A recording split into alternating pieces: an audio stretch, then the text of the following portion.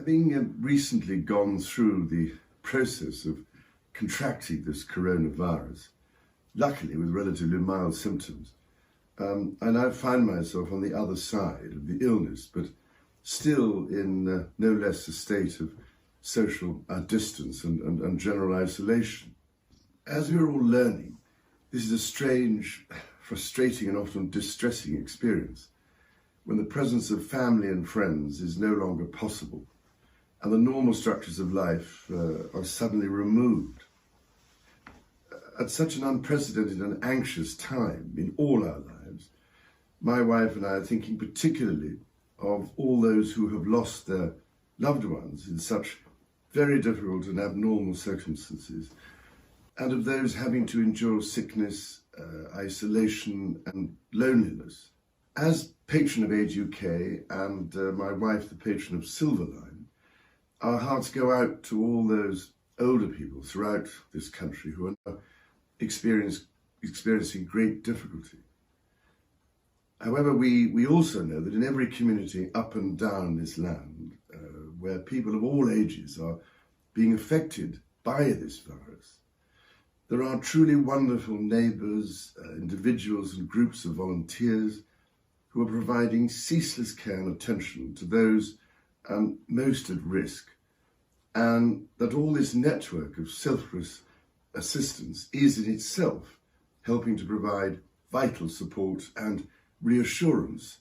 to the hard-pressed professional services. And at a time when doctors, nurses and all the vital ancillary staff that form the backbone of our remarkable NHS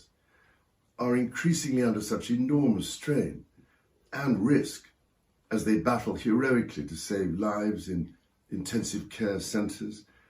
and to contain, as much as possible, the spread of this virus, our thoughts and prayers are very much with those marvellous people whose extraordinary skills and utter selfless devotion to duty and the care of their patients make us so very proud. Indeed, it has been so wonderful to see just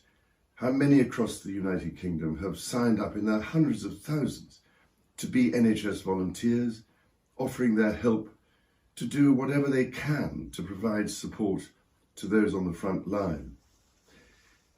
It is clearly essential, therefore, that such key people are treated with special consideration